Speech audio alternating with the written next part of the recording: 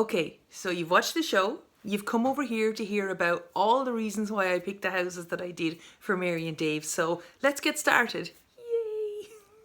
Okay, so the first house I want to chat about is the cottage in Menard. So this was the little 2 up, 2 down that needed a bit of work, it's safe to say, but you know, it was the only fully derelict house really that I showed in this episode, and I think I mean, if I could have had it my way, I would have shown all derelict houses. So I think this one for me is always going to be one of the ones I'm going to champion and I'm going to try and get people into. The things I liked about this one for Mary and Dave were that, first of all, they had €82,000 left over in their budget after they bought the house. That is a hell of a lot of money to do up a house. Pretty sure that's probably a fairly good amount of money to build a house. So I think that budget-wise, they would have been okay there. The little 2 up, 2 down was small. They're always pretty small, but they tend to come with quite nice plots. And to be honest, this one was no exception. Loads of room outside for animals. Loads of space really to put a little extension on the back if Mary wanted it. Just lots of potential. And I think that's what I see with these houses all the time, is that they've got buckets of potential. They're really going to ruin. Somebody needs to save them. Somebody needs to get in and just give them a little bit of love before they get to a state that, you know, your money that you've left over in your budget's just not going to be enough. So, I mean, this house was great. Totally one of my favourites in the whole series. There was a couple of things inside it that I don't think were really obvious from the filming that I want to go through. One of the things for sure that I loved was the fact that on the right hand side downstairs, so normally you've got 2 rooms downstairs in those 2 up, 2 downs, hence the name.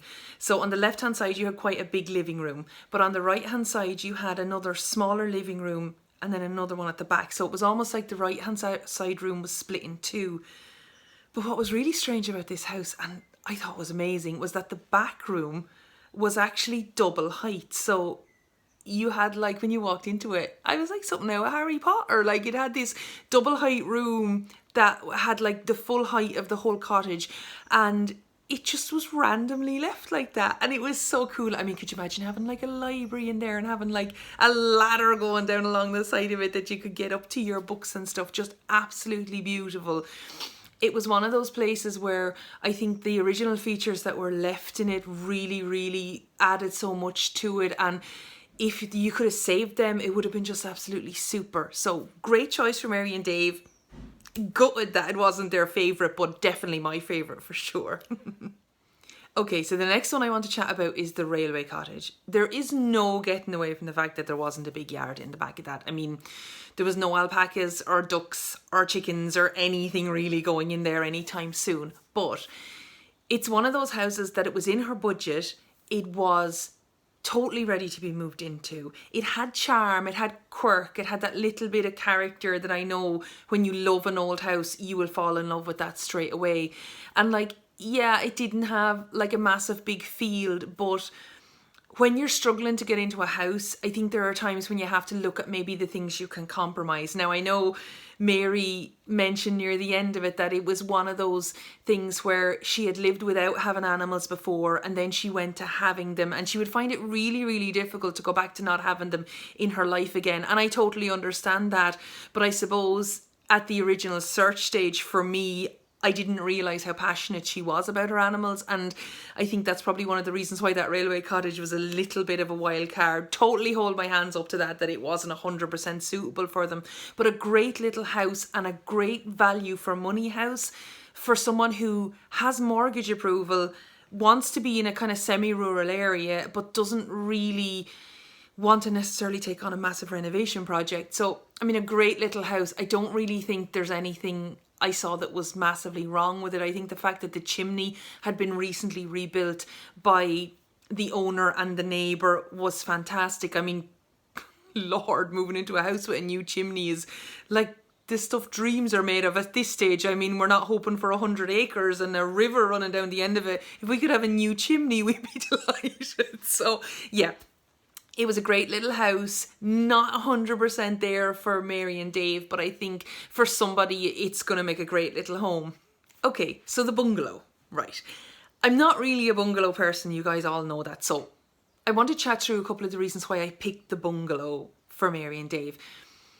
I see a lot of bungalows and you really would find it quite difficult to add character back into them in a sympathetic way. Look, a bungalow is what it is. It's from the era it was built in, you know, and if you appreciate that style and that aesthetic, then it's great. It's not really the kind of thing I look out for in a house. But I think when you love cottages and you love vernacular architecture and you don't have a massive budget, you're always looking at ways that you can maybe make a more affordable home into something that you could at least feel a little bit of character in. And this is the reason that this house was put onto the shortlist for me. Okay. The front of it looked very similar in proportion to a little cottage in my mind, okay? So it had 2 chimneys, it was flat fronted, a tiny little porch on it, and it had like 2 or 3 little windows in the front. And in my mind, I was thinking, right, if that was my place, if I replastered the chimneys so that they didn't have that kind of crazy paving look to them, and I maybe either put older windows in instead of the PVC windows, or maybe even narrowed the window openings a little bit so the proportions were just a little bit taller, because I know on older houses windows tended to be a bit narrower.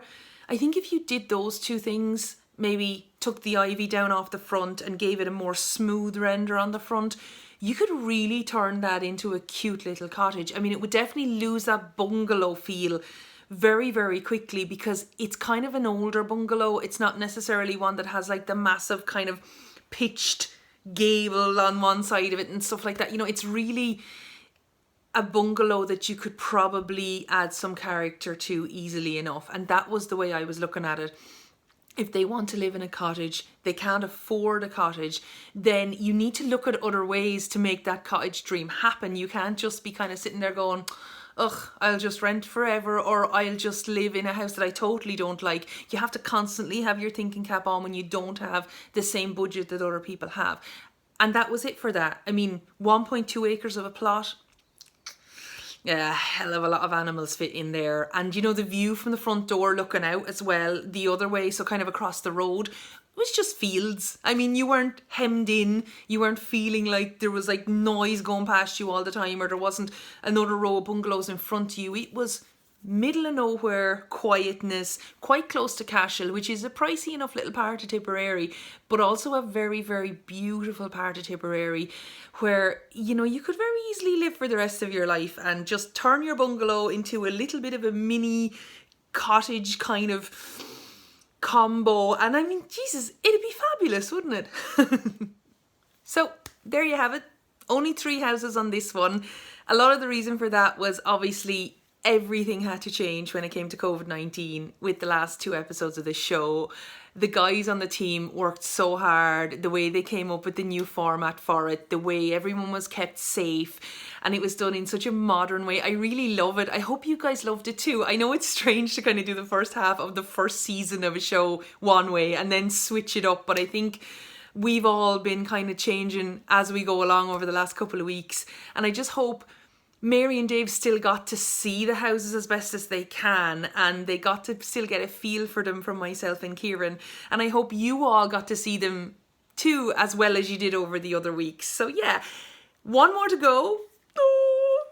I'm not crying, you're crying. I'm going to be totally fine next week, I promise. I'm not going to be upset. I'm so excited for the last episode. I'm so excited that everyone enjoyed the series so much, and I will see you next Tuesday night at 9 o'clock.